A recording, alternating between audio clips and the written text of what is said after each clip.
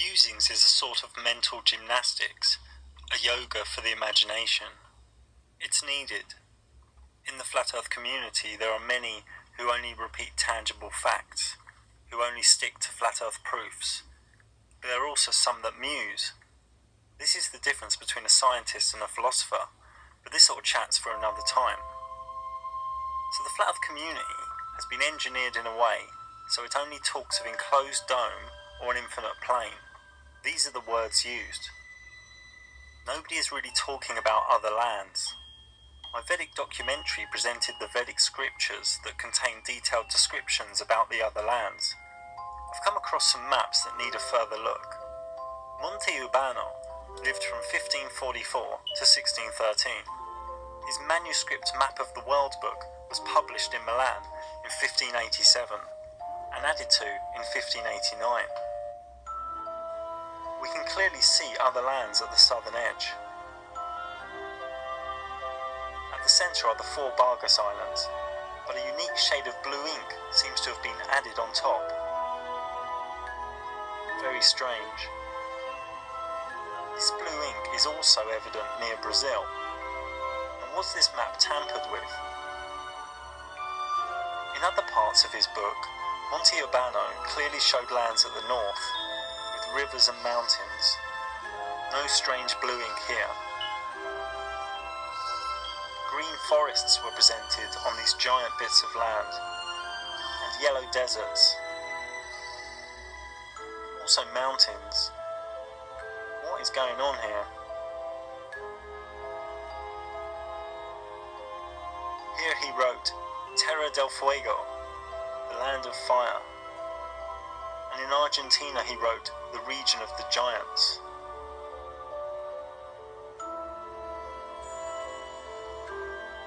Again we can see mountains and land. This map is by Gennaro Pichicaro from 1597, and this also showed lands in the south. Also it showed some lands in the middle. He labelled this area Circulus Antarcticus and showed strange and wonderful animals. And maybe exotic animals like the kangaroo and koala came originally from these other lands. This is a map by Cornelis de Jodi, also from the 1500s.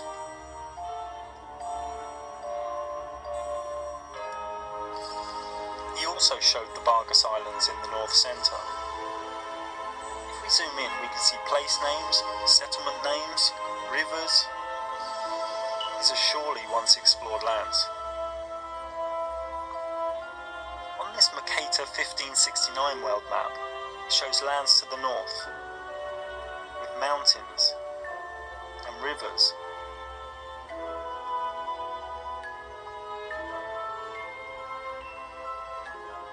Also in the south it shows other lands.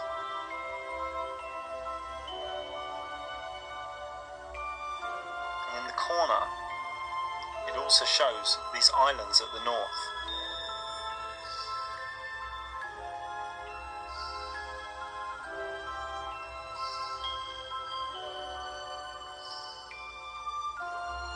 This more famous Mercator map also shows these northern islands, these other lands.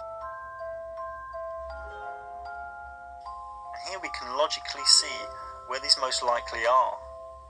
Probably still there, or under ice due to the flood that was reported around the world.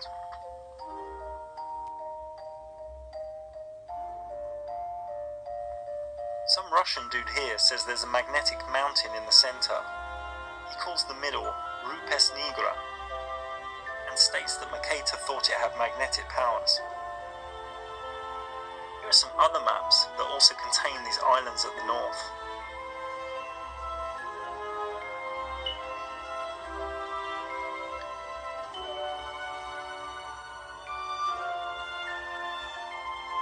This image is from a Russian fairy tale.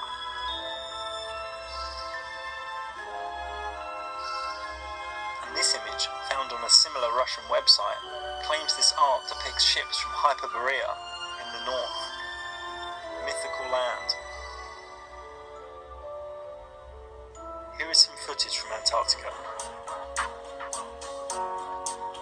We are told these are natural breaks in the ice.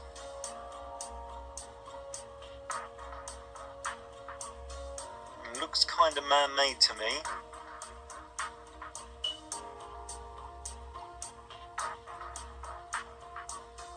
Just what are these ravines?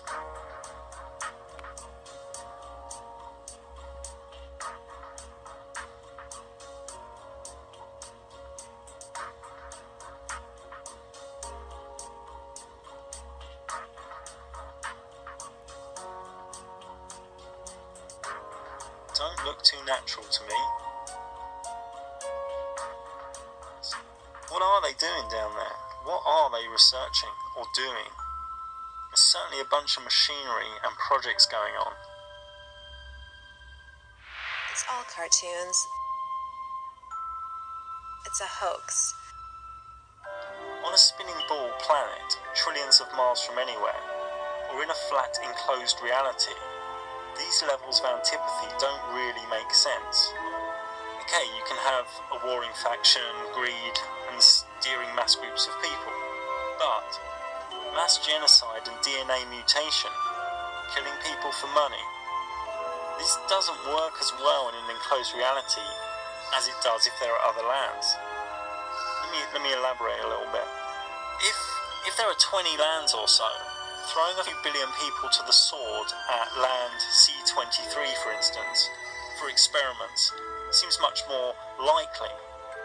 Why would anyone be okay killing billions of people if everyone is in the same realm? This is more of an irrational leap.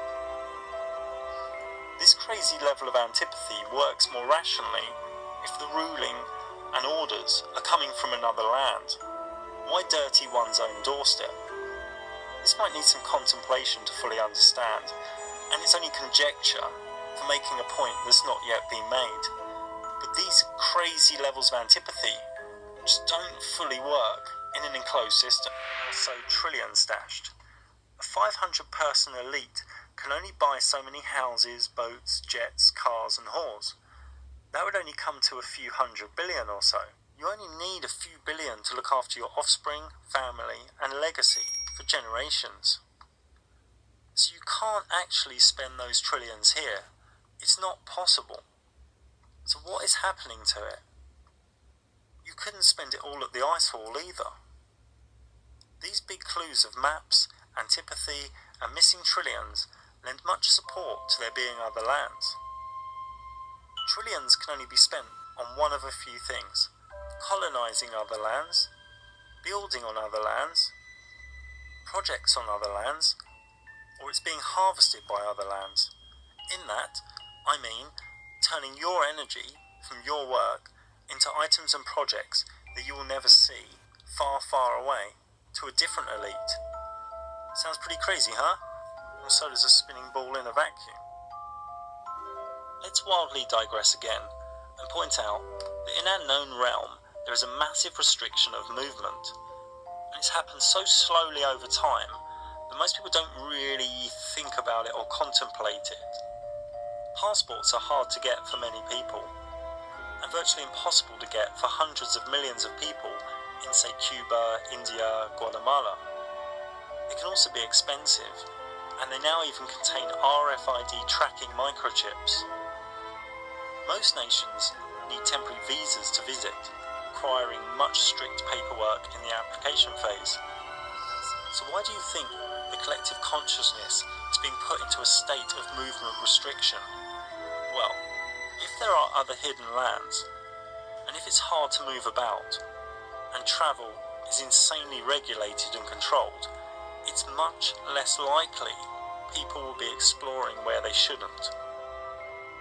Recent movies lend themselves to other lands too, such as Maze Runner, Mauna, and Room. Maybe the scores of YouTube channels all screaming it's the Jews, it's the Jesuits, it's the Masons, are each only partly correct. Maybe it's some other group on another land. If we are just on land C22, on a plane of many lands, it makes it easier to just experiment with it, easier to harvest it. chemtrails are a massive black project. It must cost them a few billion. What if they are actually blocking the sun to stop the ice melting, to stop us knowing about other lands? Our realm is cyclic, so maybe the sun slowly gets cooler, creating an ice age, and then slowly gets hotter, melting the ice wall, melting the ice that covers lands in the north. For me, these falls in the south are not cartoons or CGI, and I don't believe in the UN's version of global warming. So what is going on? Why the old maps? Why the insane levels of antipathy? Why missing trillions of dollars? Why the restriction of movement?